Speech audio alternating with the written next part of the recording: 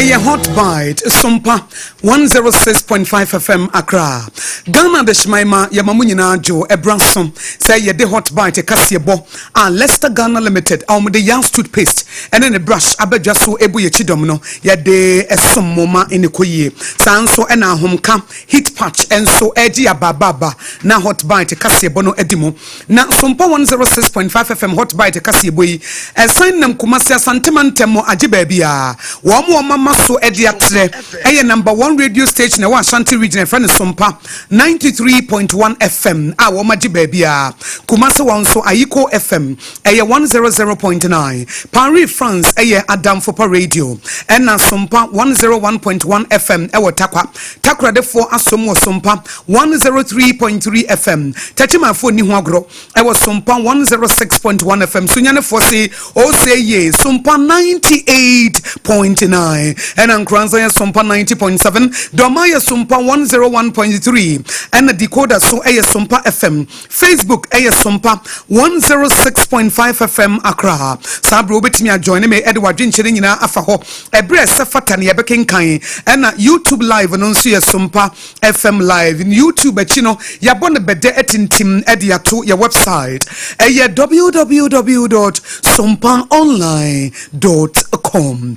Na ya from ya Akosua Guabo, you bet me a frame Akosua Leicester Ghana Limited, the young toothpaste, and then a brush, Abejaso, and a homeka heat patch, and a ebo michidom, amamede, hot bite, a Kaakyire bono, mede asomo precope.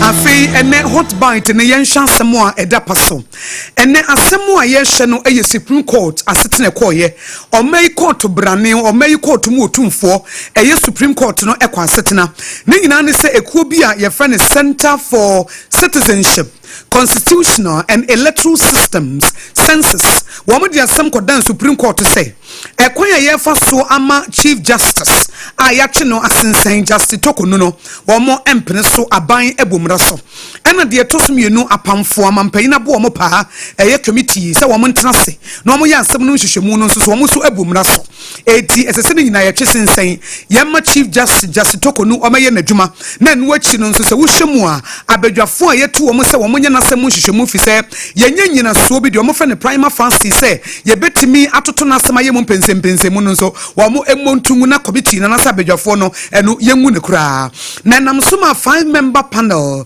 are Justices Paul Bafo Boni or preside ye and Isifu Moro Tanko Amadou Yoni Kolende Henry Anthony Kofi Yaw Asaredako Justice Yaw Asaredako de watching who free mune copy se womo etna sie na abatu ni muno ebeye 4-1 majority decision na se enide womo se eni kwanse womo prenso se bibisa ekosunti sa asemo Center for Citizenship, Constitutional and Electoral Systems for the Bino womo aboatuogu wama aboatuogu fe se de no womo epene se Chief Justice ni kwan se ye twene sensen e se ye bumra so and committee na yate no so womo so ebumra so na Supreme Court no ene womo anyadwene na womo chem se wo hwe mampani His Excellency John Dramani Mahama ni gina ya wo si ye no a womo chem se wa violate constitutional provisions and no eche se wo man na memu hu hwehwe no wo bu emre bi so na no nso Apes Bank ana se court mu otumfo womo tena se ye Supreme Court no womo de womo ne mampani ekonnakra na ese bia mampani de agina no enyina ho na wo mu mra bia so na Center for Citizenship, Constitutional and Electoral Systems aka ne census no a Ghanaian company limited by guarantee na womo chem se womo samai Attorney General na wo ye first defendant and na her leadership justice Chief Justice Gertrude Isaba Tokono na onunso no a second defendant and now His Lordship Justice Gabriel Scott I will no a Justice of the Supreme Court one so the Jemseni Dima Presidential Investigative Committee no one see a third defendant one so one more the subo ebo one so one meyi one ho and no na sans mo de komo omo bosumi enumi ne da etosudunum eye May 15 no Sabria Supreme Court of Fortnase no asem wana wo mo e kasa ya unconstitutional no Supreme Court no ene wo mo na ekuichem se 1992 constitution amem asɛm omra ye di bu oman no aye hyehye na afia pema hankron aduokuru mienu no eno ne di ebu Ghana na ye frɛ bibi judicial independence na so mai atemu dwumadie no wo mu gina kontekro a obi anhye wo mu so anaso obi entieti wo mu fa hodie so na nso sa ekuo census yi e wo gidie se ekoya his excellency John Dramani Mahama efa so na Chief Justice Gertrude Araba Isabasa Kitokonu wo twe ne sensan ye no sa 1992 constitution na wabuso ade ye fa ne independent of the judiciary no a ye protect anase ye bo ho ban no wamfa anya adwuma de to so bia mo se ye fra bibi fair trial a temu obi ye beba bia ye mpentanchia ye pese emra ne ye pepepe no wo mu chem so woni maame no so ani ne yie na de to so bia equal treatment under the law no chese emra na se no ene obi edi ne pepepe enu nso ekuo a ye fa ne Center for Citizenship, Constitutional and Electoral Systems they say omampani His Excellency John Dramani Mahama enu nso wabuso enti asem a wo mo de kodan court no wo mu chem se wo sha Chief Justice asem no aba no a aban esige na ye na krata aba bontro mo chem se secretary to the president or tro for panyin mama mpanyin de nsa hwase no wo mabu article 146 e 1992 constitution no no said de hwehwe no esitie eno nso nti no mo de kodan Supreme Court nso eno wo mo anya adwene a wo mo aboatu aguo no na wo mo nsem wo de ekoye census foyi na wo mo si Supreme Court de sese wo mo eye ne se ekoya wo fa so a Chief Justice wo twe ne sensan ye Justice Tokonu no article 125 and article 127 wabuso enu gina ho ma the independence of the judiciary and the etosum yenu ekoya wo fa so e form removal committee se what ya bedwafo se Chief Justice ye metu na de so na wo mo so agina mra so no mo kyerem se no so ye unconstitutional eno so Ghana mra enu so pepepe eti Chief Justice ne fa hodie anasa ne right under article 17 and article 19 no so no sa removal committee no ebuso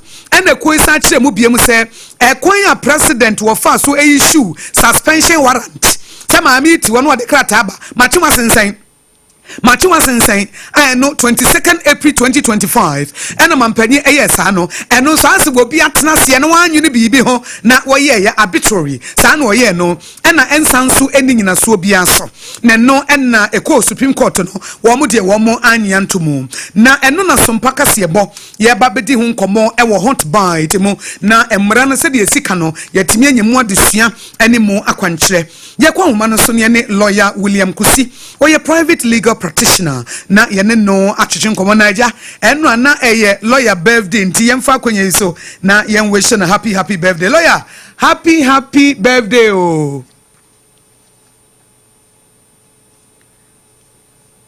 hello lawyer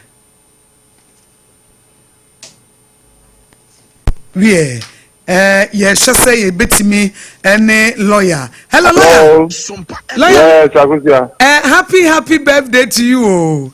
Thank you very much me da sinyamishrawo yes eno na wudi wa woda no kre me gidi se ko yie pa woni je nso ko yie papa eni Sompa 106 I don't watch that kire wodo nti eni ene nso Sompa 106.5 FM akra ye ne yedom nyina ye nso ye kire wodo a kire na ya ma belated happy birthday me da se ne asre nyame nhira kwatentini mpomden amawo amen ye da se we de ene nkomo ye ba bedie na sembi kodan Supreme Court efa ekuo bi a ye frɛ wo mo Center for Citizenship, Constitutional and Electoral Systems ye charity aka ne census na o masem ne se niema miensa no mo de ko Supreme Court se ekwan ya president fa so suspend the Chief Justice no e contravene article 125 and 127 eti wabu mra so no ye the independence of the judiciary no wabuso and at the etosum ye no formation of removal committee omu chem se ono so na ye e wo man determine ye it was unconstitutional and also Chief Justice ne right under article 17 and 19 nso mampani ebuso and was suspension warrant no mampani issue ye 22nd April 2025 no and also it was arbitrary and invalid I no so SS ye twam kra na nso sansoma mo de ko nyina no Supreme Court 4-1 majority and ko enti ankose de omusi epeno no wo mo nsem omu nyina so e de court no emra mu no no omu o case ana yo me das me san tie for me fi say no mo case pa o hwe there can be the jurisprudence of law. There are no more case. Which more anything. For instance, there are some fundamental provisions of the law.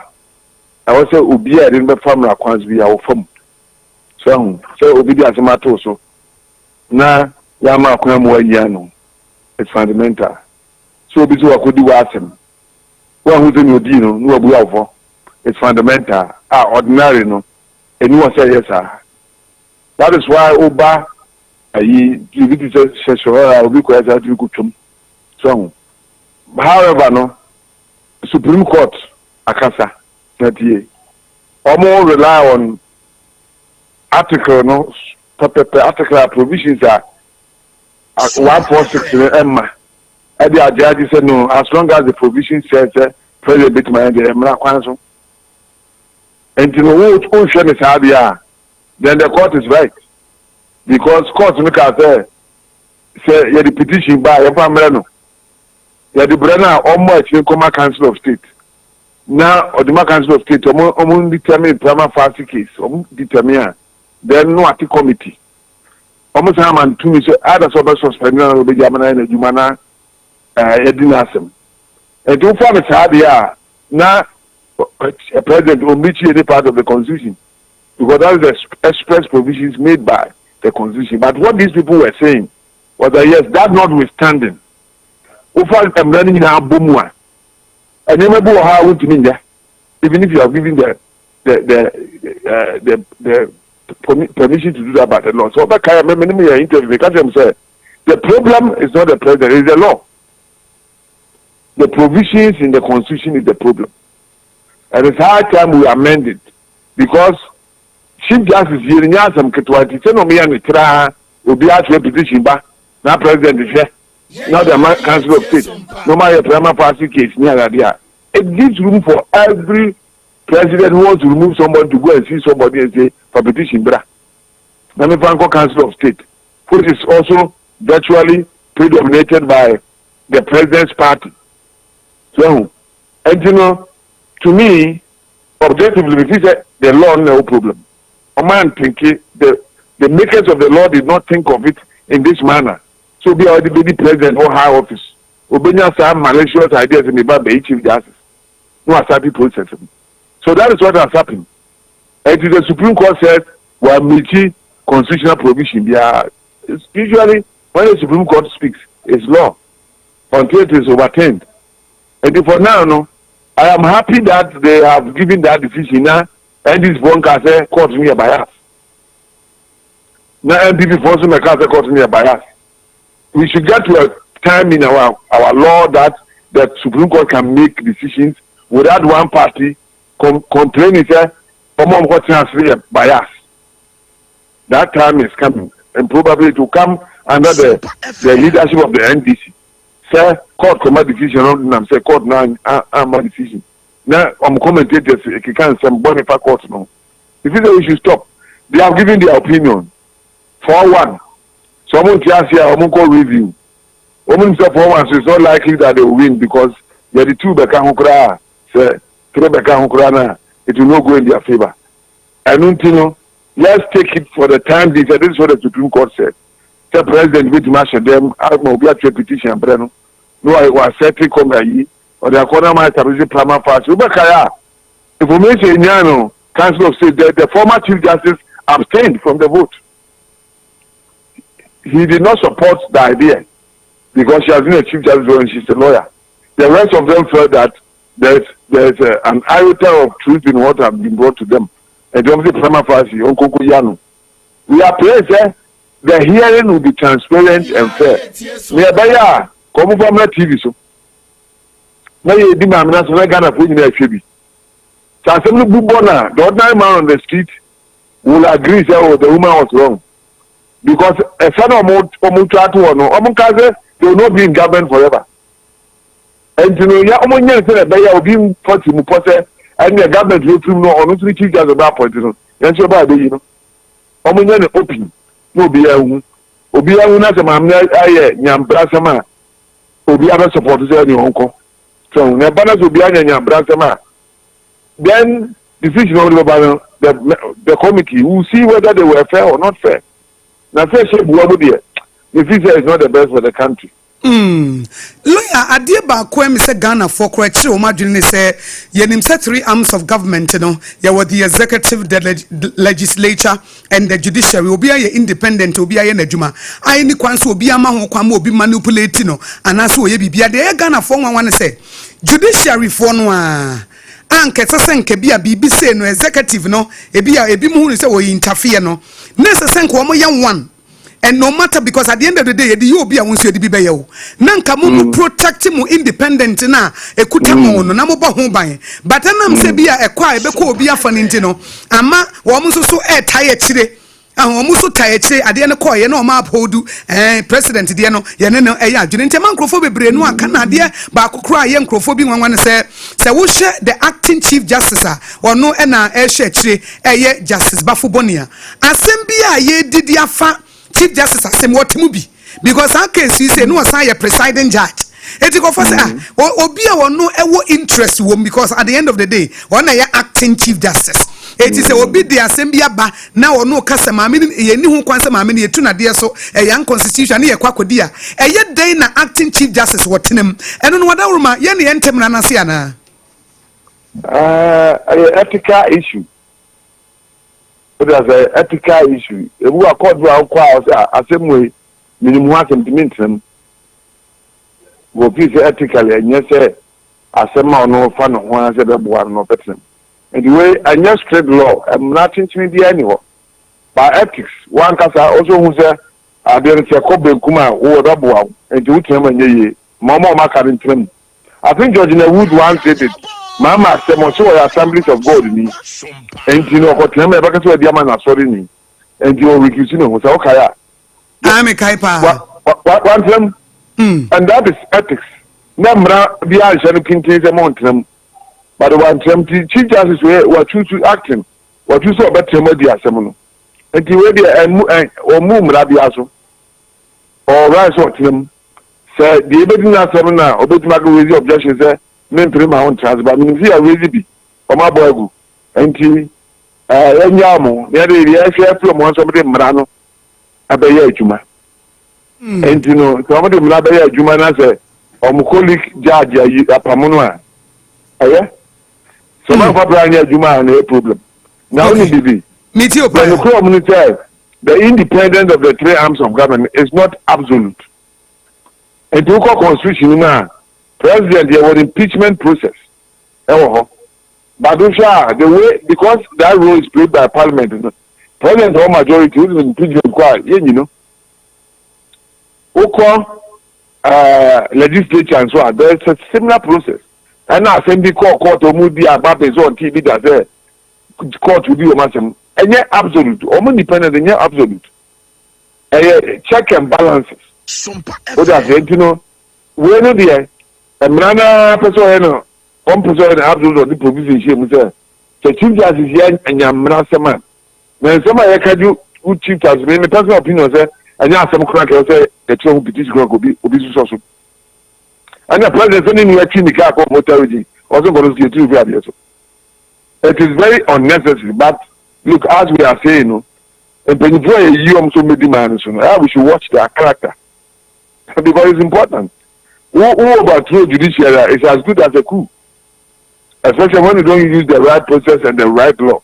It is as good as the executive overthrowing the judiciary. And so we should be very, very mindful. We are here to carry what will happen in the future. With the damage say for one and then intentia. And this is for Coco Numulusua, almost intentia. To perform there and justice. That is the problem I have with them. For me, as a lawyer, the Supreme Court has spoken. I may disagree with them, but that is what they have said, and it is a law. Let us all abide and hope, say, at the end of the day, the Jomai and the Bebuagana.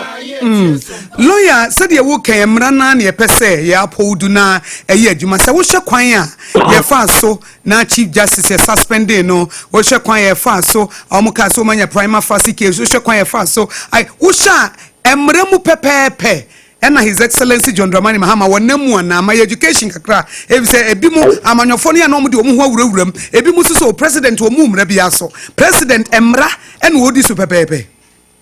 In fact, if you look at the procedure there emra e kwan wo fa so no a court constitutional na make provision on so nam so but about the merit of the case the emra so be yes will be edi asem odi akwa no the petition etiano how can anybody defend such petition so the asem will be panel no nipa more than 5 net is wo omi na mu wi aye kind do one nipa ko be di mo so be di for before the na o tia panel mu na say ye di asem o say everything suspend no so what to kwari ni kunu ni the back continue suspend no Nina Ayamra Kwanso. The conditions of service of the chief justice might allow for that. So the president Timiko I speaker of parliament didn't parliament to Kwan. Ah, no, it's a bit my. And you shall know the Ayamra.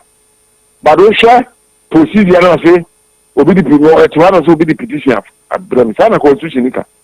Or say my boy Council of State. Sana Constitution. Council of State and show me say bibi wo mom say bibi wo and now so was suspended because say edi asem no interfere with the judiciary.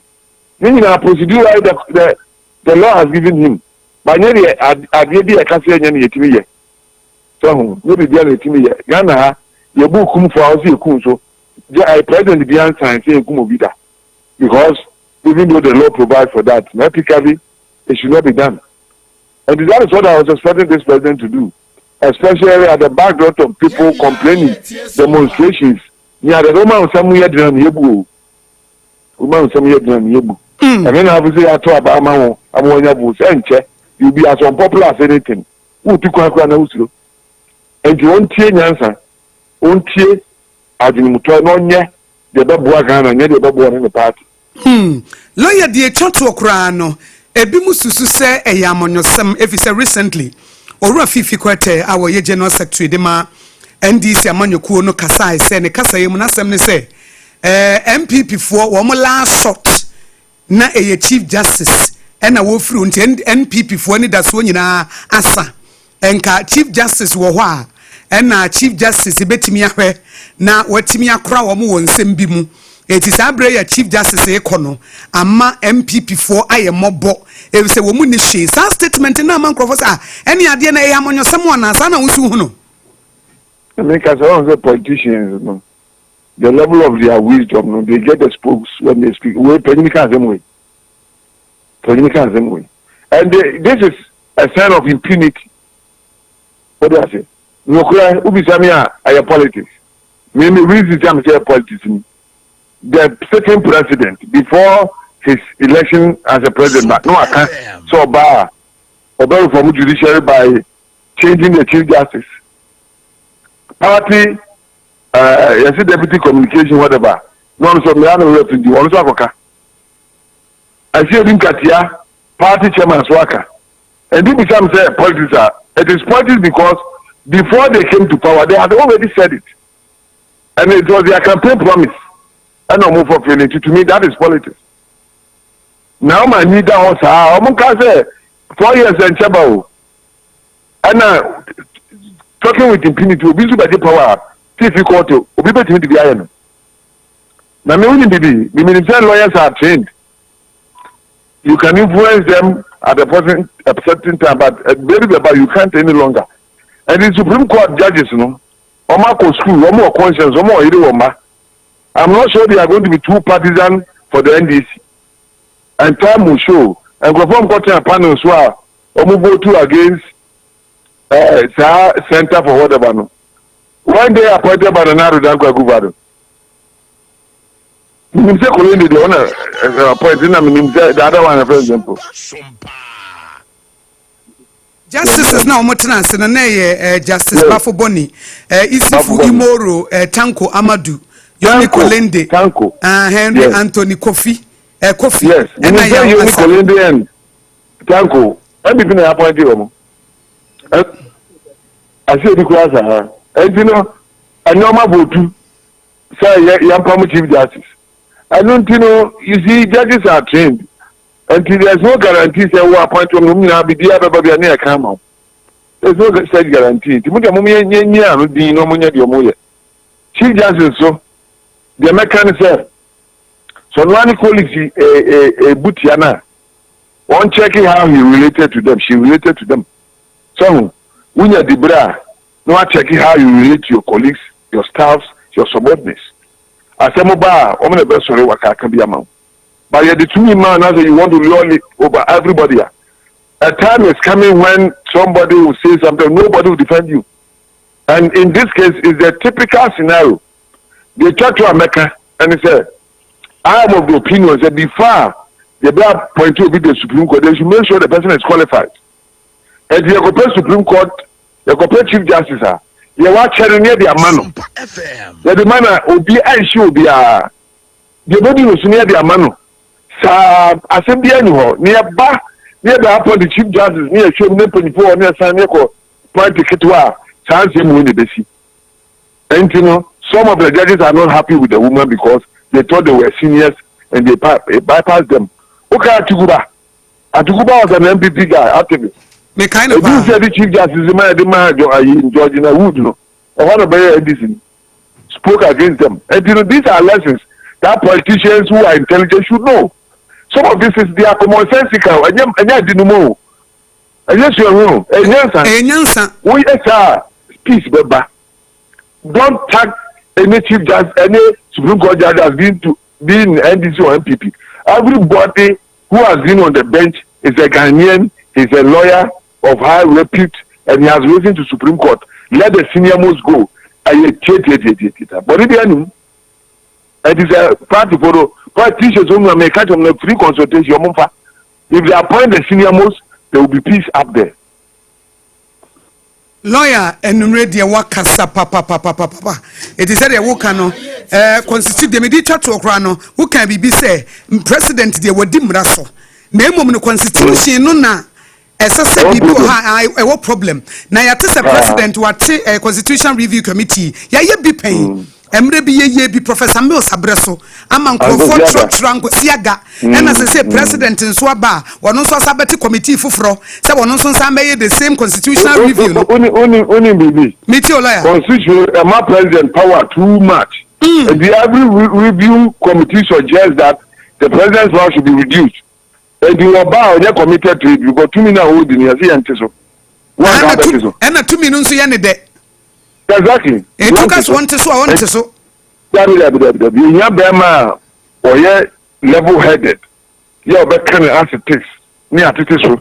Let me in the president without loading it all over everybody.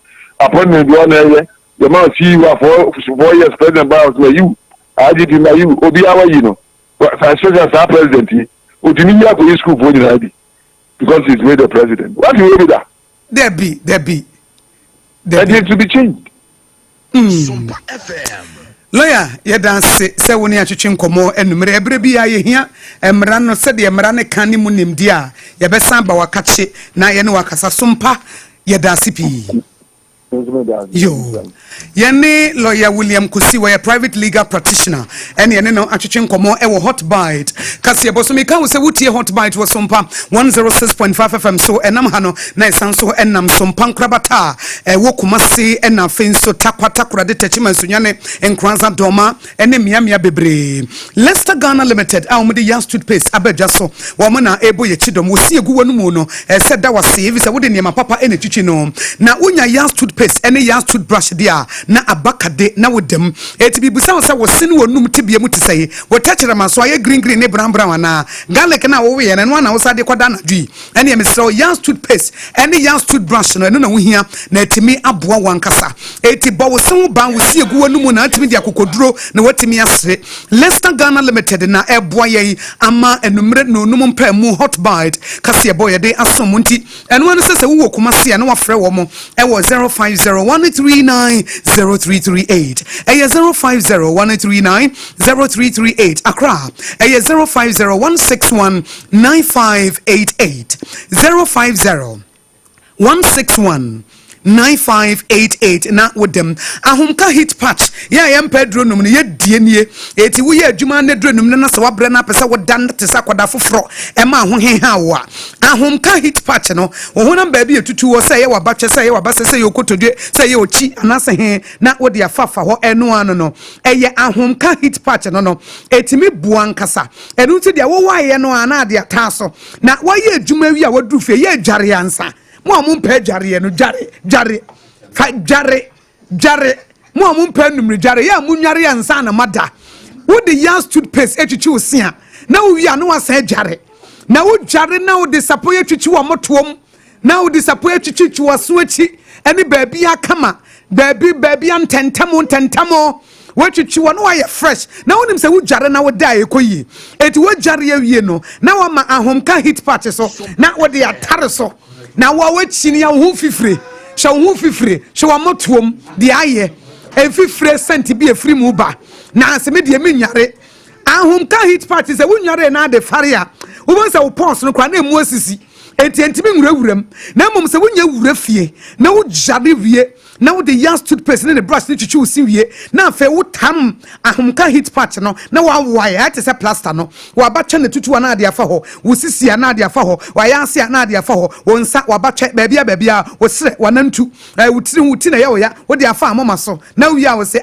ena famina ho me se wo beda te sa akoda afoforo ahomka hit patch eye ni padua no ho adwuma na bo se mu no hyehyew na ewurawura popos no ewurawura post ntokro na ewo widie ni mu na aye wo ho adwuma mu amwo kuma se monko Alpha Dio Pharmacy ena Panacea Pharmacy Dani Pharmacy enkran monko Green Light Pharmacy Origin Chemist ena Repast Ventures mu amwo Cape Coast anaso ogwa kropom no ena Cape Coast Pharmacy nie Eastern Region Gapson Pharmacy ena Drangard Pharmacy Takrade eye Buakwa Pharmacy ena Nok Chemist Nimdia Pharmacy ni nyina bi wo ho na mo se wo pedudu atu anu afre 0599 802 297 0599 802 297 and answer 0248 509 003 0248 509 008 Nese Mr. Maya 003 Mamsa Muni be nefa ni 0248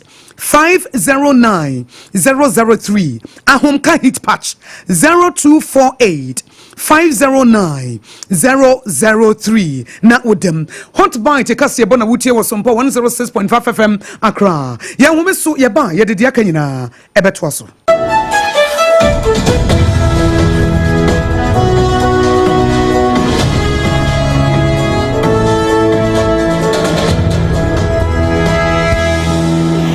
Arishma mama yansanso mama akwaba embra Sompa 106.5 FM Accra and someone obeti enwrei ebi ensem yebakwa kupiemu ewo nyankrom yedodo ewo Aguna West mensin emo ewo fifi mantem akwada wodi mfinhye dubako wahwe ne nkwa awusia sawodi wani chiremu apoye mantem aprakuma enso yekroye wowo JHS ni akwada bambo adwumetufo etimi akwata na maye kasai watina nanom nsiedo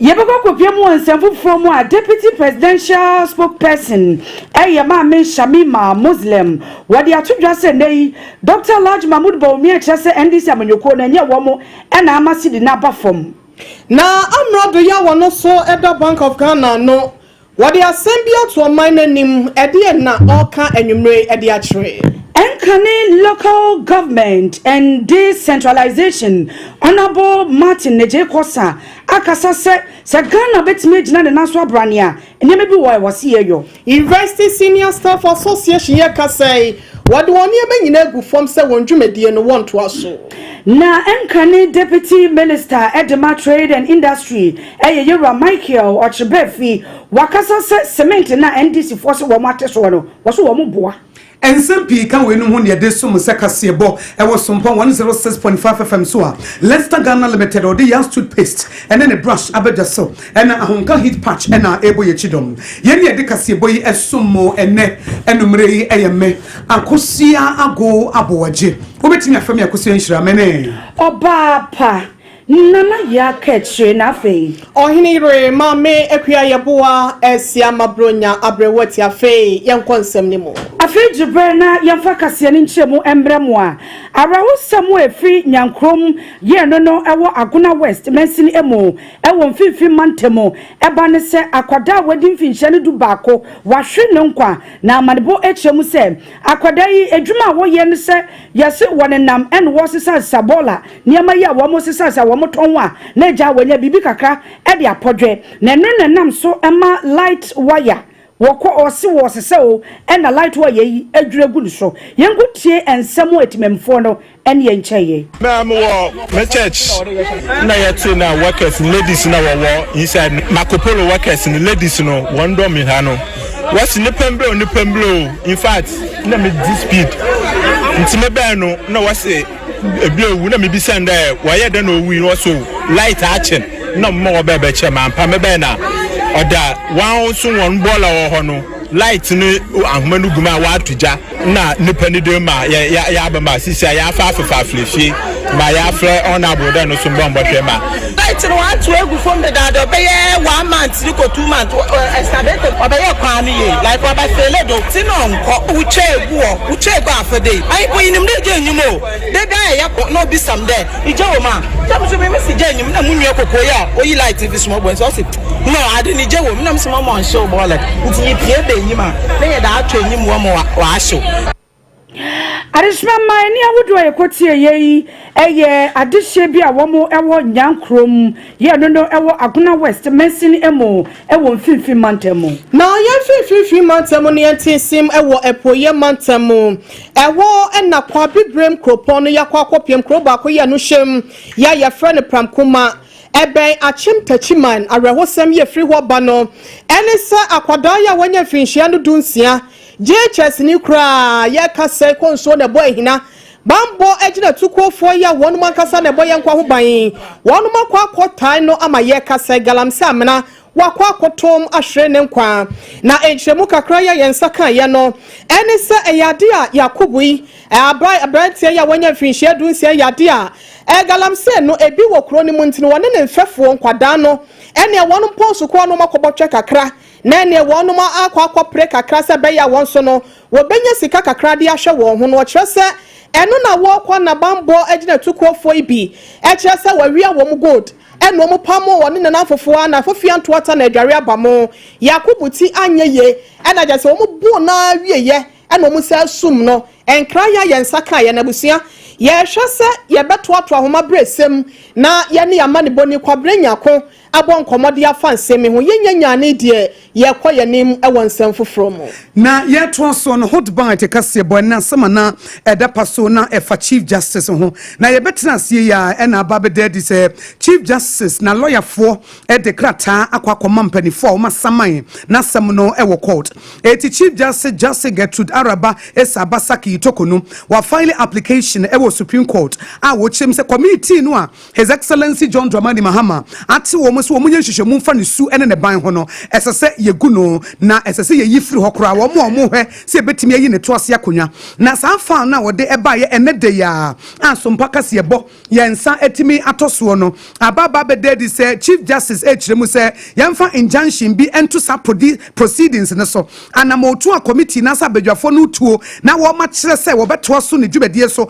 anase wo mo nto so no wo mo emfa wo nsa ento so na court document akoto a eba ye no Chief Justice Esa Chemu say Supreme Court ensanhye na san 6-member committee no a justices impanifo tenatemu a wo mo eye ho adwuma no wo mo ebebo ato agukura na ye betwamu ana no achi nso wo se abadwafo na etenase no emu mienu nso yenyi wo mu din emfiri mu a eno nso Chief Justice na sam no eka ho bie na Chief Justice krata wode ama no nso so no wa hyese ekwan a ye issue warrant ne ye suspend no anase ye twi ne dwumadie no esensen ye no under article 146 clause 10 1992 constitution no eno so so say ye ka ho asem a we nyina eye nsem bi asabre wa file suit anaso wode na sem akwakwada court say court eni na sem emano na ye to akase ye bono so na minerals commission edia to dwan say blue water gas a omo ye krofo a yabo omo pa se omo nhwa ne ye nsu wa ye mo ho ban na galamse adwumadi ento apeno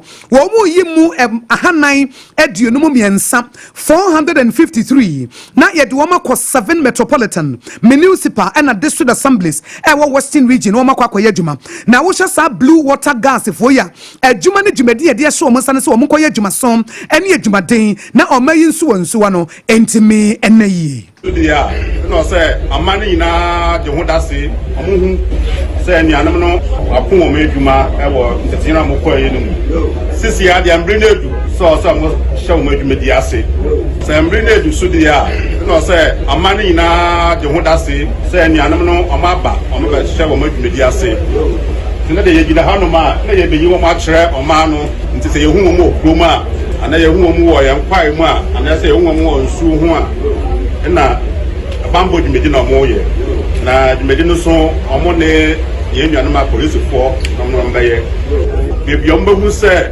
bio ye se nsuo ye se ye ne kwaye no omo de nkran bomma police for na police for edi hujuma we na eni yeti ye eye wo panyini a yabo ne pass won hwema blue water gas wo mo dwumadie ye hwe na atoye mantem no wo mo gina yie na minerals commission da wo mo no hwe se dwumadie ne betimi atumpon western regional director of minerals commission wono anso na hwe amasa blue water gas fo yetimi ato wo mo apete na wo mo aye adwuma na no na wo kasa ya wo chem sempanifo ye ne se beboa ne dindi owura Francis Anobel na wo 213 gas na sabre ekọ elembele district and no ewo western region ho and ebi mu nso ha e de wo mo kom yamya bebre na adwuma na wo ma chance ye no wo betimi aye e de akonkan ye to akase bono so na enkane mampanyi abedi etire eye Dr. Alhaji Mahmoud Bawumia wono kroya na tu franka enfempi mienu ni edu en 2024 mu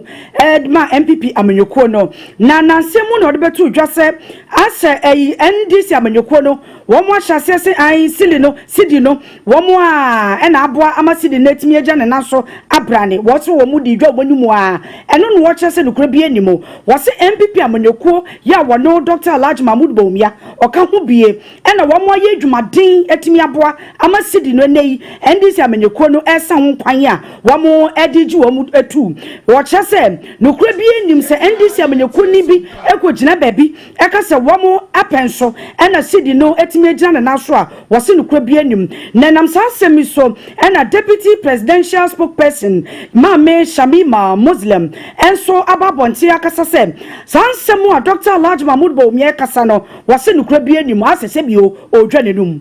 But nyampa. Oh, baby, no. Sometimes I am a dame because I don't want to engage in banter. Even the government, His Excellency is not interested in engaging in a banter with the NPP4 because the NPP4 was solutions for the 8 good years. More buying anchor solutions. Anchor nye. So Dr. Bawumia Obaye under the umbrella of an economic wastage towards the end of more administration. Dr. Bawumia regarding economic issues now they offer a new title say or a digital messiah. Whoa, baby, I the more invite here and say, yeah, responding to Dr. Bawumia. Especially you want to pull us back to where they left us. Mamin can say, one or more can say they had the men and they knew how to recover the economy and not life. And I am more mandate, 2 mandate, 8 good years. Almost free abaying menu the situation of the economy of Ghana. Me pamucho MPP4 no mudi enko IMF program. MPP4 no mismanagement of the economy created the crisis that led to the head cut. And you know, the IMF program insist say was say more fancy say BMC Ghana ultimately recover from the mess you have created. You cannot say that it is because of an IMF program that we are seeing the gains that we are seeing because you were under the same IMF program. Nipa okasa eye Mame Shamima Muslim and out is what in another some to John Nenunechi and Mrashibidreni Yorno and a war a fear about and Persuaso on Ukroya a parliamentary select committee on finance. Honorable Isaac Boamanyako and so the two just a I was said at the points, at the ma a NDC Aminukono, as I said one more bench show and a city no et me edge not now so one more year Juma and Tian faster than Emma Womo. Ordinarily, though, on Saturday, there the young woman to use on Dramani Mahama and to force one about because for today, when I bring in a you would see the wide against the dollar. But your pedal factual, now you do my young one. Maybe I make the governance or your continuum. On your sorry, Anna, you do be a dream. You were a dreamer on the man. Now, why you would go upon on my city, no to go near the man who denied the council. In fact, the Echo could be other. He can't now what in the or Mano, me either me export, and a gold reserve for the support in the country. US work it more than 8,000 tons of gold. Sure. You know what the back $1. It's Ghana, a back here, did I have for 4 answer and whatever, Yaka, so yen reserves, over 2.6 months cover. Yen reserves or 2 months cover. Maybe now, I'm not saying the young gold reserve are now over Bank of Ghana. Now you're less than 10% tons.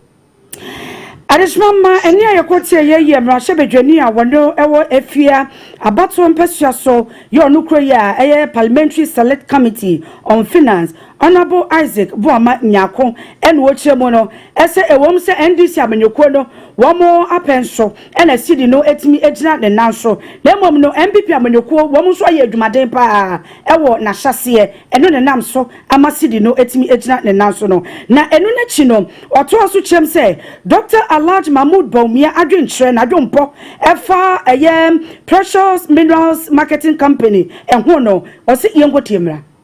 You know, all through 2022 on them, and I'm paying Dr. Baumia, His Excellency, all catch a banner there. The way economy now, dinner and global trade in Orocono, they are near BD and Fire Yesika Semno, Yesika Semno, missing. And one way I want to be able to be Abuama Yesika Semno, Jinaye, Kwani Adafada, Yeba beef up your reserves with gold.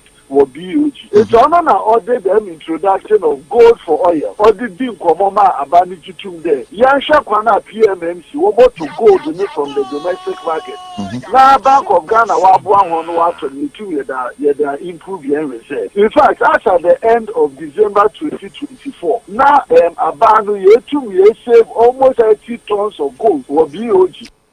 Honorable Isaac Boama Nyako Wado. Mrashebedwani yawo efia abato empesiaso onukroya parliamentary select committee on finance neni yekotie na Ghana sikasem ebresantini enawia wa mansensi kenim enam so ema waye moboti sapotokra ya nsu abono na senia na esitwini na sinya te se aboakotre ana se bia dadanto mebi ono kɔ na asifie no na kyese aka hu bi amagana adwadifo da ne da no na brabo na wobo nyakopon twedi apoba se ye dom ana bisi aka be ma frenten from na domala kwenti no ye ka se mpanyimfo hyehyɛ ye mapaboa amagana sidi no etimi apagya ne mu be se 90% ya kyese e free best afie twam no ebesi sabre ya ye ka sei na no na amrado ya wode wani kyeremu e wo Ghana sikakrobia bata ye no ha mekyerɛ Bank of Ghana Dr. Johnson ASIAMAH watrasa to apentia na yesu frɛ no brana Ghana sikasema toto apeno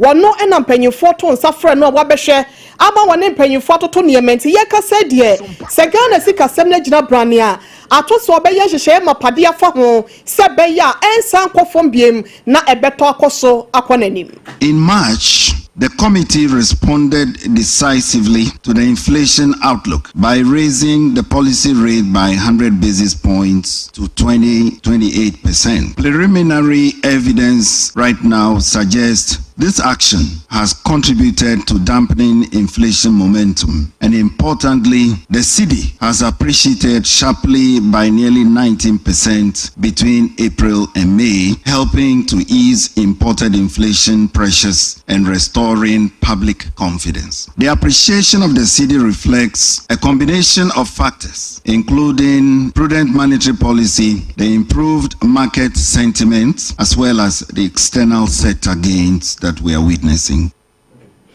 I was seeing the piety in K. Governor Yawano at the Bank of Ghana. No, Dr. Johnson ASIAMAH Nanika saying you know to Wabrasika Crobiano Committee and also Bejoko Yawanum Eshesika Samento to yes one monetary policy committee. No, one more share Mudia Tosu ha Ediono and 124th monetary policy committee meeting. No, a course on the day and a penny Jinasia. What dance and some way did it tray? Make a second say, which was Sompa 106.5 FM Accra.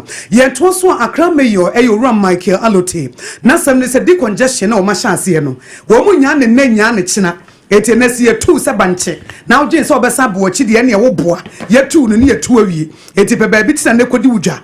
Ana de tosumi enu wo be ya kopem se enkran betie na ono wanyo panyina wotinte so to famua na afa wasade ne techre mafa da bi anasa wode wano dom re bi mo wunti ni wojeja ne ho de wo ka bia wodi su pepepe wo si fake promises se wo hyebo na enya papa na ono de nya sa na wote wo ba so obeye adwuma mankran yate ama mpumtu aba ama enkran enum onyama body se de tira bokoto no wo mun se timi atoso na bre okopie ye wo kimbu ene miamia bi wo CBD ho no ene wo hu ye no se Accra Metropolitan Assembly enra eno mo chance say decongestion exercise ekoso akwam pavement baabia temam foko digwa omanfo ko no mo ba no mo ton ade kenten so ade aboso no na bra so pa de binsi etiese so obi edi na so pepepe etise de bia kan ho persuasion efelia na forces applied ye da wa de no defe wa no antia ene na ye the aggression we de nya force aggression ene ye force wa no share na ye de aba. These wellness park everywhere. I don't do fake promises. 2 weeks. I'm going to continue this and make sure Accra is clean before I stop. That's right. We're not stopping this now. Yeah. Enti dia wo kan sa de ne de ehu hia se ye bema enkran atie na enye se bia ye be hyemu twan tintintirinti ene ye de ba ba be na mom na ye defe no a na ama enkran yate eti eja wudi mra so a emra nso so enya de be ye kuro atare woto ho na eno a wo ba be wie kura no ena adwedifo no so de nsem weyi atudwa Fetal cosmetics e wo ha sei ana muslim ye yete no ye si pan ana ye de ye ko ye chi ado me yo ba ye wasala ya to ala me ye to mu ko no wasala ni ye wi na say kama me yo nya so be sati aduma so papa ba ye ni tete o di kai e be sata ye na ni ana ni ro so ano ye le o ja ye na me di time ana ko di sika na jira fo no e ani ade olokwa ni nyina boso kan so bana da timi enso a ni e twa madapa ni e didi abro ni e de bro mo ni nyina aka ho na akofo ha nyina abra yen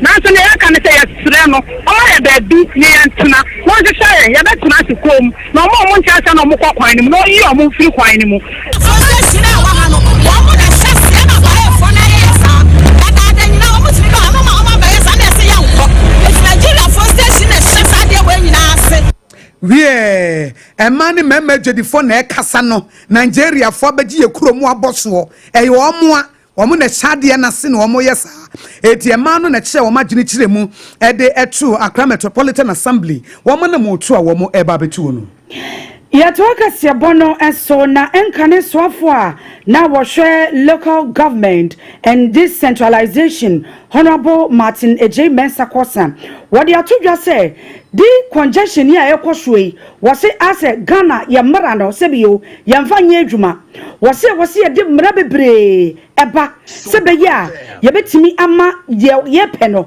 ebetimi aye adwuma wose emebi etwamu wode de wonim de ekoswo wo meimu wose ye ya senkeja edwadifo ma ya wo motete kwan hu obehwani wetuo mo no so aseniema wo femu no na nya asem ketwa eno no wo chese ehubehia se enka yenya aban no ebetena se na nana mo aka hu empanyufo ya wo mo kasabane duadwo mo nso aka hu na ya hyehye mrakete any ediwa na ediw. The lack of political will, I believe, to enforce is a major issue. If you look at the issue on the table, I would concede that there is a lot of policy and legislation in dealing with this matter, but enforcement or implementation is the biggest challenge. And what accounts for that, perhaps, is one that he has mentioned, either political interference or I would say lack of political will, because once you set forth to enforce, in this country, we have built a certain culture of everybody knows somebody.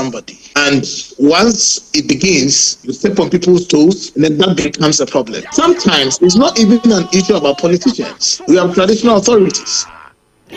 Arishma Manipo Kasa ye Honorable Martin Nejay Mensa Kosan. No we yano wamananso wa. Wato su chemu se ebra no ye deputy minister ewo NPP amenyokwo no apensono wose nyema ofemu enie wose oyeye se edwadifo ma no wobetu wo mo nanso otry ya na tese nananom atankonya no maba an yenye ne sawo yesa anhwe ombedidi watam anhwe obedi eduro kra Samsa no mu bu na bem wase no so dankyen a amanyakom mpanyfo ba de wo ye wa hweyi a ye bedi ntwo ye to aba ye betu atia ye ne ade wase ye no kan wo bi enu ogya de wose wo ye a ebetimi abo oman no. At some point when I was deputy minister, before becoming minister, I had to undertake some tours within parts of Ghana due to issues of congestion and flooding. And I took the position that once I come to an assembly, a local authority, and we have issues of building in waterways or buffer zones, if there is anything that should happen where it should not, immediately you have a local authority headed by a chief executive, and that chief executive has to answer for it. And before you really take off, you will see that there are all kinds of interferences, not from political class, but from other persons or bodies. And so for me, the challenge in this country is that we have failed in terms of mobilizing enough will to ensure that the many policies and legislations that we have to deal with the problem that we have is really dealt with. We only come around the situation year after year when disaster strikes, when we just go back to sleep, and that for me is a major issue. Arishmama eni ayakoti ye nkane swafo na washe local government and decentralization. Honorable Martin Nejay Mensa Kosa na mika say honorable abangu manosho yenkwana yenini nkodi nkomo na yemusano Dr. Richard, wano president at the March Chamber for Local Governance. Yankwana yenunu enkodi enkomona yemusano ensem yenumiasa. Doc, utiminka madre Sompa FM suni yakra. Yo, medase micha oni etiefo nyina. Doc, ene yese wase yashemra titru ene amanyofo. Sebeya dia wase yeyo ewo memu na oman no timi kodenim no yatumi ayo na yakan sa Doc ye sen ye pese ye kire. Yo me da say am say o hwe yen local governance act na ma assemblies no the only institution omuye permitting and rating authority. Etini sebio se ope baby edikiyoseti ope baby asasi opeso usidan bibi opeso ye bia physical project and development no ese assembly no etimi ma permit. It is assembly no one koji permit to assembly no ha ye o bibi obe bia na assembly no tumi se sebio ombe yifi ho se omu be kiosk na so ombe yi ombe yi se dan we see a na se so omu wu na ombe wu no. That is the essence of the permitting and rating authority. It is assemblies no. But the issue the congestion by and assembly ni congestion there were bylaws are you assemblies ni ediyo mejuma. But Ukrainian and being sometimes assemblies ni bi hona omunyo mejuma yi. And it's na yehu ni yehu. It is a compulsory you mean sure say assembly be able to be permit so on cotton ade o road council enya the assembly ni be but you say your uncle for so one assembly where they are so corrupt to the extent that omuko no muko hu on authorized project there it's a so omovema assembly national say the economy no makojiska onkrofo no it is me bibi na so obajiska omho dia it means say ne me ye na the preference na obajiska omho ntino so me feel say ne me ye na assembly to aso and until now we've gotten to a stage onkrofo etonton nyuma ewo ekwan ni so a ene AMA for example say okoedi congestion exercise the issue is that assembly now move ya permission koton ade o kwan na no until na you assembly no etimi equal to omuno that is what is bringing about the decongestion exercise in the air course. Doc, Mamen Sansu Musa be with your Waudia, Honorable Martin J. Mensa Corson was saying, Emra no way deputy minister. Na was Sansu Ebe minister and Casancasano. Was senior maybe or one no persuade yo. Na etimiboa or minor. Nanso, a son said, Nanoma Tanguenya, oh ya, niaba. Ene de wuye emwo yan kasa manyofo no so ye beba se de wuye anhwa da chibi no ye beto abade etia ye na doc ohwa za de na kwaso ana that's it eno de idea ekoso eno ntina say you assemblies no entimi nyo medwuma yi there's too much political interference because me kai pass maybe some time ago Tema Metropolitan Assembly, you suspended MP former and now a former MP Carlos Ahenkra because General Assembly need to take decision. Say the go for the kiosk now the ACC Cocoa Village or Committee 2. Into Assembly no enko yo mufiro. Assembly no ko say ko yo mufiro pe. And a minister is or no a minister deputy minister then. As I MP by said that be Sankrofo no omoto abama ni say ni say he came to stop the exercise of the assembly. And assembly decision as well suspended, as a member of the house. Political interference in the idea Akosua. So sometimes projects be back, not say be and microphone one, but they see you fewer almost almost no more be keeping. And now must you assembly sometimes but it is not all the kids say political interference. Some of the assembly staff are also very corrupt. They go more unauthorized places, not Omakojiska. They are shown this can so and assembly no think so any so it be assembly in the regis cano because the panage assembly regis almost will be almost a ton idea on and ya don't be few and now be few China assembly in the Yoma and so other than the issue. University multifaceted issues are ecosom. It's a political interference zone and you know and assembly staff no so corruption that's so and disapprove the ring in Abba. Doc, Mame Musa, the attract okra na sisi I say political interference. Na wadahuma yebetimi esi ano kwan ya na kwan ben so kra yebetimi afa yebetimi esi ano kwan. Oh, political interference is a bit difficult. The only solution to that problem is you have to MMDC for no so because MMDC is a now onwa kunyane a true political process and on the buy.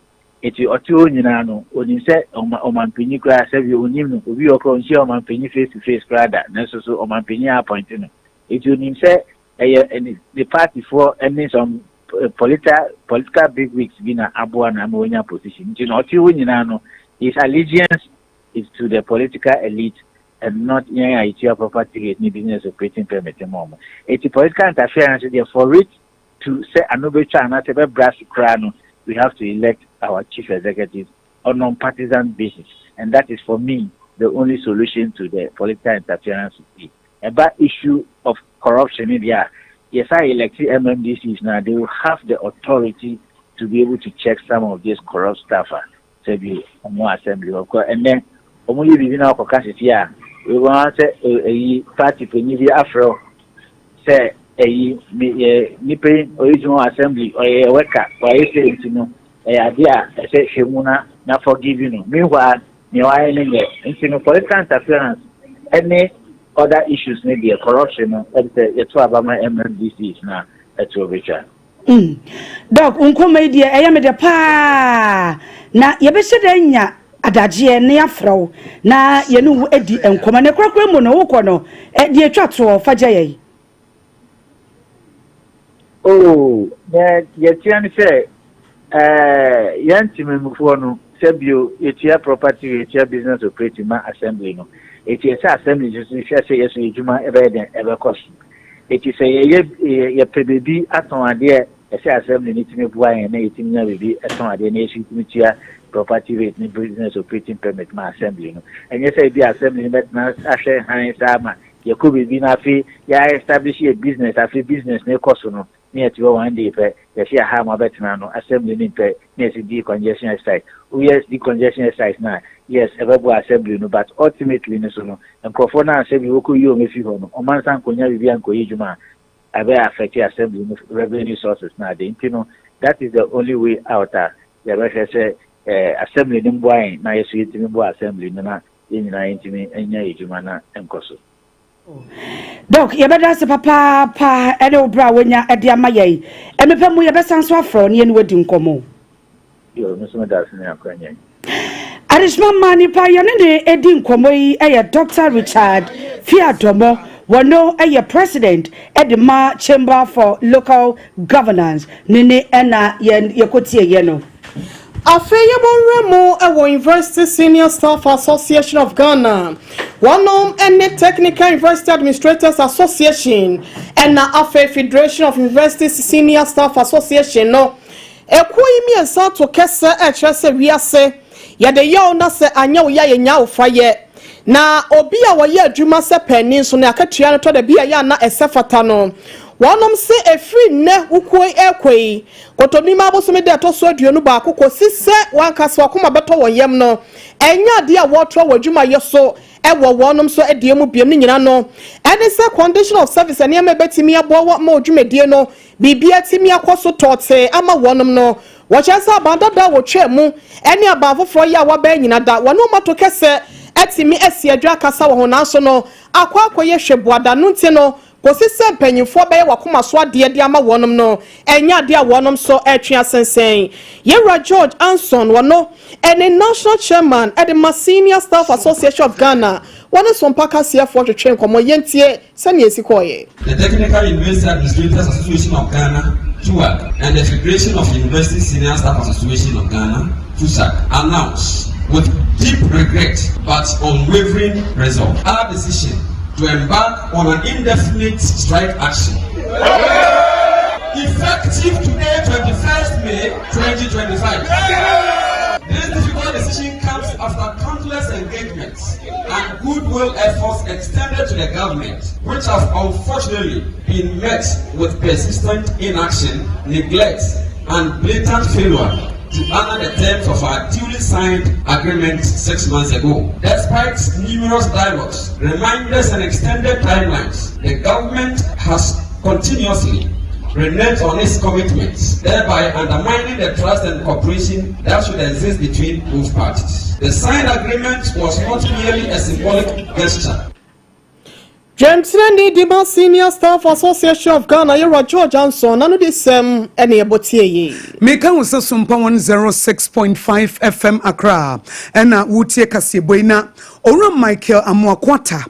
One na ye head of public affairs Dema Ghana Immigration Service mo amoba Ghana ha mo amu free Ghana ha Ghana Immigration for said can immigration for one mo na ye ho adwuma one mo se Ghana ha na etiamra se wo ho ebeba ha na wo ye fie wura be ma de dan adam wo bra one fa immigration krata ankyere wo eti se wo ye fie wura na obi ye wo ho me free Nigeria na aba me free Togo me free America me be ha wo de aka kire ne se one for immigration document ne enkyere wo document na be kire sampa nipa ne ba no wo famra kwanso na be pie ha eti wo tena wo fie a eyeyie eti wo bia wo ye foreigner a wanya krata na wo be ma ne ba bia ta wo fie wa na yetimi kyew ememra ene wodi owura mo akwa tebra wo kasa na wo chem se Ghana mra no eye nhede ma wo bia se wo bia wo ye wo ho no immigration status document no wo timi di kire wo ansa na wo ma nanya ba bia tra na de nti ama asem hu ahia ne se na no na Ghana Immigration Service say awowo bia ba be pie Ghana ha abrababo wo mo ape ebo wo mo ape no ene wo mo nam kwanso na wo mu sesreska wo mo Ghana fo hu nto wo mo wote wo ka mu ane ebubo glass mu mamiska ebi tete nkwanchan kyese wo mama kuro mu aye se basa tantantan ya hwehwe mu nadodo na ya wo ena awo nso na ye tutu asem eti se de ye be ya sa wo na eba no ye betime yi wo mo to ase akonya nti ye nhwe se obi obeba bia wo krata kyese ya ma ne kwanso o metena Ghana now Navigation Service, almost every month they are back out to educate landlords, property owners about giving their properties to undocumented migrants. Not because that's when now you shot terrorism. Akosua you preventing such incursions in the country. It's in a demand on every landlord to be Joe die. Now service on your gun. The first thing is immigration status. We will have on a passport. Only and I say or two yes say stop dealing with him, and then we will ascertain whether or you're documented or undocumented,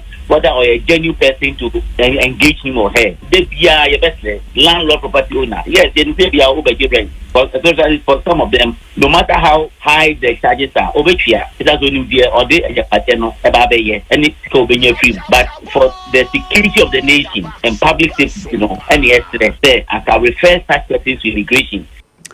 Ora Michael Amakwate babe wie no se we free wa na asema ye ken wantie na we asobrache ne ya chewa emra ene obedi enti emra mu no the one for a question to verify the immigration status of the would-be tenant or a foreigner. Now the Japan now one immigration enforcement team around to who will be certified. Yet they will much charge for harboring an unlawful illegal pet. Your sentencing between 2 years or a fine. It is a woman who can say we are back with them as a Ghanaian just giving the property back without flowing the legal procedure of referring that national to immigration for 2 years. And the best Efutuwe Efura Michael Amakwata wono ne kasama Ghana Immigration Service eno ne Sompa Kasebo etwetwe nkomono Kasebo ewutie ewo Sompa 106.5 FM so Watermelon Street ehona wotie enkafiri enam ha ne nam Kumase Nkranza Takora de Doma Kofodua baabia yetuetuem Adamfopa Radio ewo Paris France na yakam se Leicester Ghana Limited omode Yas toothpaste ene ne brush abadwaso ebo yechidom ene no achi nso ahomka heat patch ahonam tutu yare bi ewo nipadua mu ahonam yawo na de atartar so no wo mo ena eboa ye home so ye ba ye de aka nyina ebeto so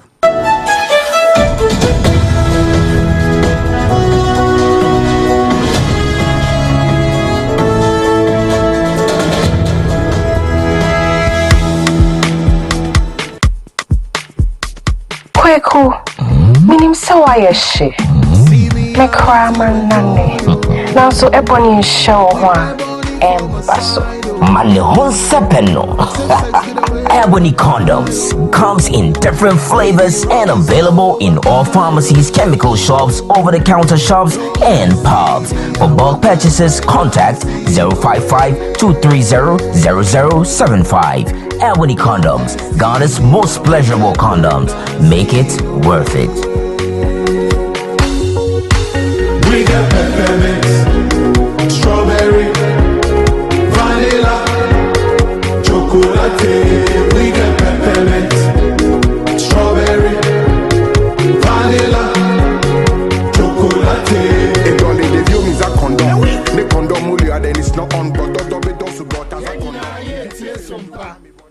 Endpoint Homeopathy Clinic. Ghana had the obi enim sesa ye prostate. Na baby omutimi ye screening ema hu ni ye etu asia. Na eye Endpoint Homeopathy Clinic. Anase eye kidney, eye liver problem. Wo fa baby ena adjujo. Na de fa ne premature ejaculation no a ba ma bi a wo ne wodofo akwakwahia. Asa wo di ne ho agro. Asa wo tonte. Ene ye bra Endpoint Homeopathy Clinic na ye moa wo. Ema ne mema mo pa wo. Eye Endpoint Homeopathy Clinic. Wo mo da mufua. Yare bia infections bi ne wo ho. Anase bia wo hwa wo fa baby na adjujo kidney problem prostate de eye Endpoint Homeopathy Clinic ahenema kokobe kumase ba ko ho eben Angel Educational Complex no na Accra hanso so de wo mu ginemu ankasa e was Spintex Zebra friend share signboard no huduro na obusasa wo pe Endpoint Homeopathy Clinic obia ebe kire for Endpoint e wo 0244867068 and 0274234321 Endpoint Homeopathy Clinic wo mu demufua medo edurano pa wutimi to boase etwitwiwusi o ado na so ni se me de Yas toothpaste and the brush and the twitwi mesima menya homka senti na ye bokoyi na me de me all time favorite Yas herbal toothpaste and the brush aboa me amasesei menum nso a enwunu anase de ehia me semfimfim me biem na wo hwasa mesi aye fita sesrecha homa na 80 brightens. Yas whitening toothpaste. And the brush. And the midi shimmy. Enti na wo se afei na Yas total care gel toothpaste and the brush ne die ebo wo se ho ban demu ne nyina ema wonu mu ye sham. Oh yes, enu krotrodo. Yas Herba, Yas whitening, and the Yas total care gel toothpaste, and the brush. Ebusian chamfa. Se wo pedudu tu e won kan ha. From Leicester Ghana Limited and was 050-161-9588. Leicester Ghana Limited and the Yas toothpaste mo ahodo and the brush abadwa so ababua. Munde dinam se menya foreign call. Hello papa, what doba do be a new? Se me feel London eko US. Na no kra wo kura fra me bo mamania. Na papa mo hote say. Awurade aduma haboko. Na ko jejesi eko bo sempene mo. De woton wadansi ho niam no so. Wo hye ho de. Oh, wo hye ho. Eko ba, mesi wo bo aduma kura sre kane no a. Na wodru US won so manfo bo ndin sa na. Hey papa, US hakura de. Na ko jejesi company limited agi ba bia. Wo Holland, Germany, France, Italy, London, Canada. Eba adansi ho niam dia. Obia se na ko jejesi company limited. Na matese wo bi depo kasie bi e wo Akosua. E ho na wo bia koto adansi ho niam. Na eye no kura papa. Oh, no kura pa. A police station in Chenhua. Hey, eko ba sempre mo no. Onye mereda. Hwe, we kura no miensamua ene obi en foforo yawo. Ba ko abu akwase paase kumase. Ene ba ko so pokua se nkran ha. Obia se na kodwo desi eye bemaba e wo dansi mu. Waton cement, iron rods, banding wires, and adua plywood and just said about dance roll. Te se bibia de hye adansi ase de ko wie. Depo no nyina nso eye tufo bo. Wo du ka mu a, wo ko ja free. Akra we Kaakyire depo ene pokua se de no kra to nchen a. Wosa wo bu Akoteman, Tantra Hill, Iron City. Amanfrom wasa bie depo kese so e wo Koshiman Kumasi sepase depo no kra da nchen a ebi so magazine road head office no wa bie depo kese so e wo da de ntam edweso Accra road famesa opposite Alhaji Selia ampaba meboshen Tanoso Breman and Amanfrom numbers of man for the free 0244 313 752 and 0244 41 93 Nana Kojesi Company Limited. Hey, Kuaba Simprimo. Hey, brand new. I didn't tell us the friend of Ahomeka hit patch. So what's young? I want baby. Now they are Tanaso. And let's say what be Nadu Bra. What's the pain? And yet, sister and I ask Irene now or the Hono into the fat on air. Sister J. Ahomeka hit patch. I tell you, I ask. Name a few minutes and you're ready. Hey, Bra. And you miss me the power. After construction, the young me back and me neck pain. I have a pa. And no, mamma, papa, and you could see arthritis. Anybody pays. And you must say, Ahomeka hit patch. Hey, Bra. Ahomeka hit patch. I had my power. Me feeling heat be a Bra Mediterranean. I feel pretty. I will be more. Please not do me cry. I told you so. Say your back pain, waist pain, menstrual cramps, any arthritis and quadia. Use you Ahomeka hit patch. What the herbs and oil. That's a ginger and cinnamon. And I at a phone call Alpha Duo Pharmacy, Origin Chemist, Pharma Drug Accra, Palace Pharmacy Accra, Buakwa Pharmacy Takrad, Lock Chemist Takrad, and Malarigo Pharmacy Tamale. The BFR 0599 802297. FDA Ajigadi Kratuatu.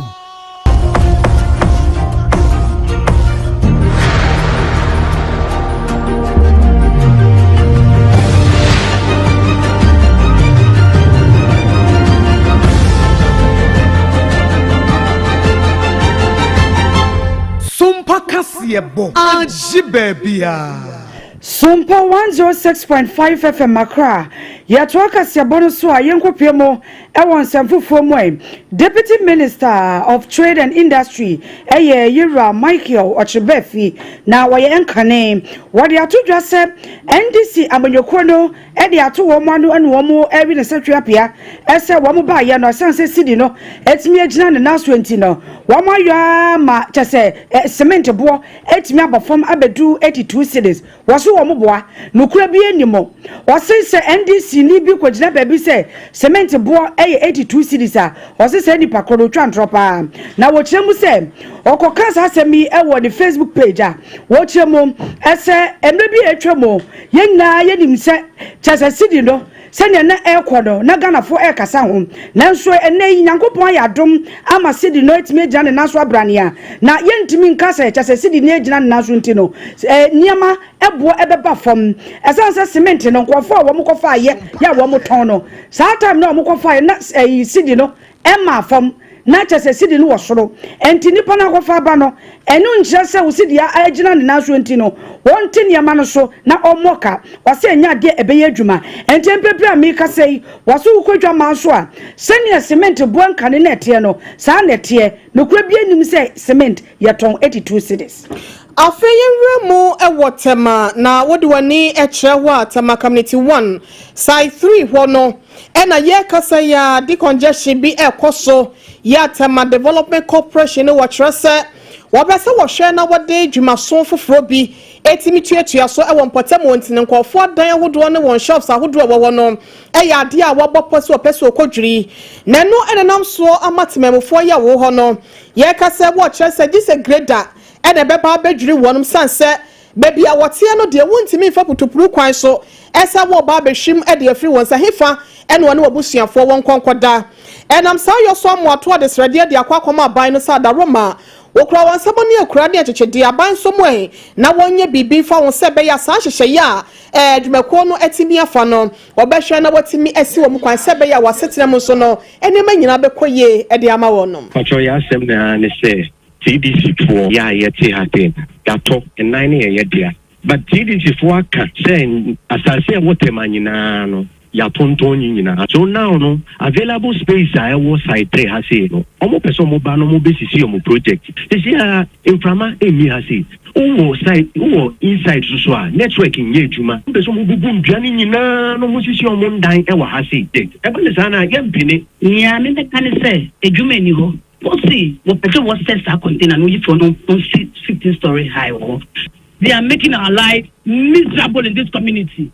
You call 3 times. You call your person obey no and one obey wa. But yani it's a community ha. It's a person you catch 1 year in charge. It's yesterday. But we have made it clear that we are not going anywhere because the dining area.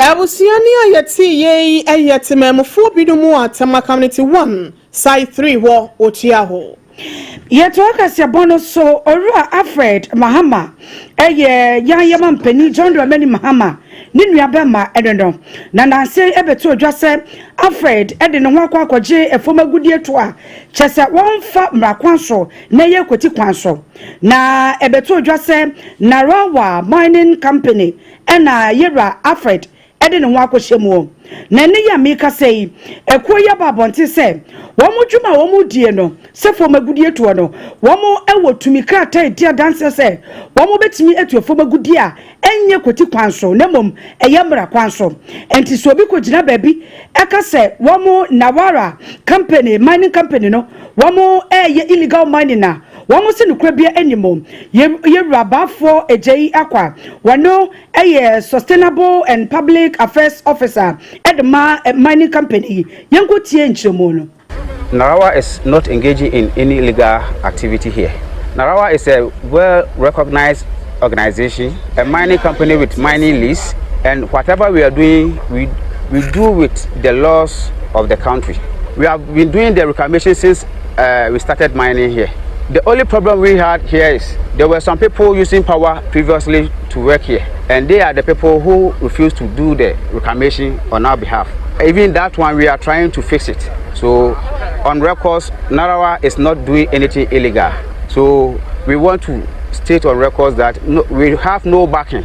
We are only working on our concession as a legal miners. The names associated with this work are all false. We don't have any big men at our back.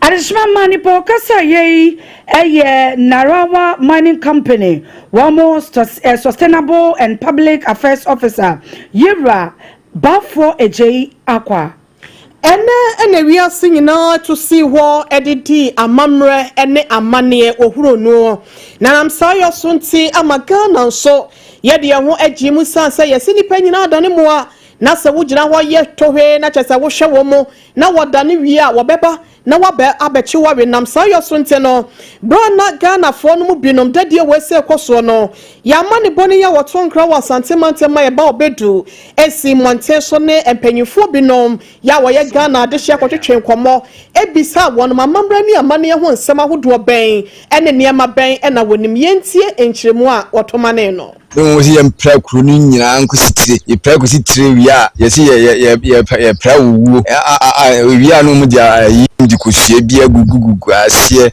de ye si bibi dia afafa asede aba be gugugu wono apra kru ni nyina Yes, I'll be a woman, be a Sadan will be unquafu. Nina, ye can't boom, Yako, yes, man. I'm a nephew. I wasn't care, Kosuye. This is so, Omumi and ya twatching Nina, Dina. It will be a dear, yet nanum, the Umudibi Jene Kuruna, and I say, the Umude Eba Emma Kuruno, be a Inya Fufu Kurubian.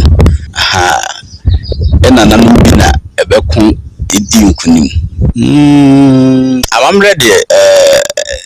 Ghana say no yakofa emrofo no nti ya fam de ya to atwe bebre nti nti ema emwaye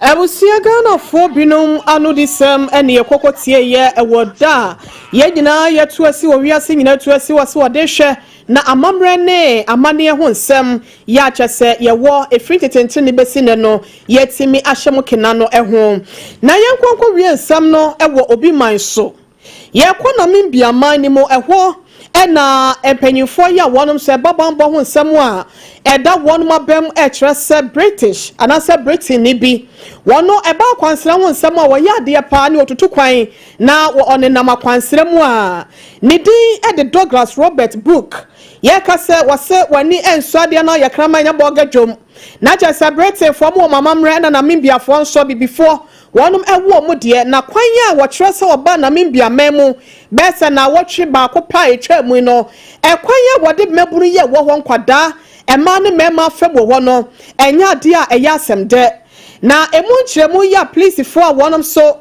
ewo otwozon juba mantam ni mu ewo Namibia wono wonom ede ma ene se abrantie ba ye no we kra de wo ye papa panyimu 65-year-old Britain ena wo ba ye enkwada be se de wo ho ene omo madodode no omo musika wo ho no ososo omo mu no ne ebida ene ade ye kase wo kwowie mu ewo court ya wo mo kyerese wo mo ba bedi na asem Namibia man no amamra ya wode buo ne se bobɔ ne de a semi esena efata ne mra no wo behwe na watimi ede ayantam no ebusia se nom na ensem ni nyina ye disie de di mu atintiman no ebi ne didi sui Yekopimo ewo nyankrom ye no ewo Aguna West mensini mu won fifi mantem akwada wadi mfinhye du baako light ahoma aso no mu amana to ya no na pramkuma so kro baako ye hye epoye mantem akwada ya wanya mfinhye du nsia bambo adwumayefo akota ne so ama ye kasa galamsam na wakotomu a watina nanom nsiedo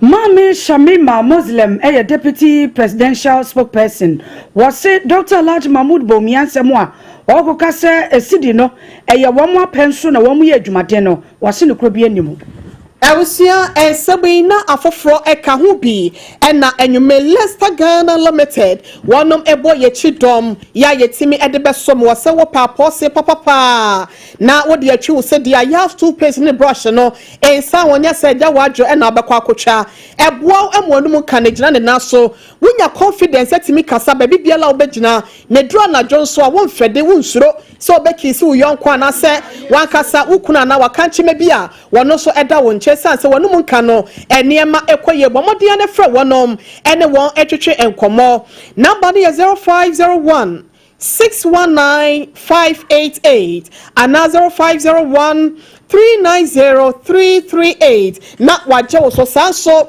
ena ahomka pay relief heat patch ahomka heat patch wonya bia baabi a yaw bia wo ni padua ni mo no na wo de afam wo ade enche no wona wasi abrane ya wo kono nya bi na etimi ntu yaw nyina se we wono maduro eno ane sa wo de afam wo bomodin a baabi etu no pharmaceutical shop ahodo nyina mo ebuso ewo emiamia ahodo wo my Ghana mu ase nom 0599 802 297 na wanje so na na kwaje si company limited ekoba je se premo bema na wasi adanse hu niema papa free na hyose ekosi awieye no ne nchen ene wasa wode wani ekre akra hase no ne kumase ene wato ne ho ahyeta 0204 345040 hasa mixture ene ne capsules nso ne wey eye all satan for all sayawo na sa obo hyehyew wo adanse bia wo yefrumu wodidi aboe ekom de wabu a wadro enie eye ne tanfo plekope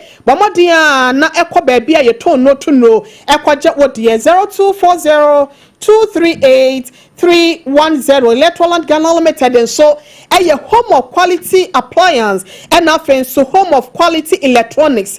One penny a bebo me fear ye ni TV air conditioners, fridges are wood washing machine the akeka ho dia. Na wasa wode wani chemo e Electroland Ghana Limited. Na wati me eboa watechi my for ye ne basodo no ene di nhwe animu akra kumase eni sunwane emiamia hodo nso no obehu ye kira kwa bomodin afre 0245 949495 na baby ebe wono ye ncho ne kwoto eni pefri ho University biam Emma Hajia Special Foods ane eduane bia ya wo pese woto edi no eno ane Hajia Special Food bomodin a se obe oda woduane wo de bebre obebia wo bia ana obetumi afre ompanifo e wo 0246 359921 and 0535484392 now ni pen for any enkomo sanso na 21st clinic and the sciatica originator no wadaru ma won do ni man koyie e wo ni pedua utimu se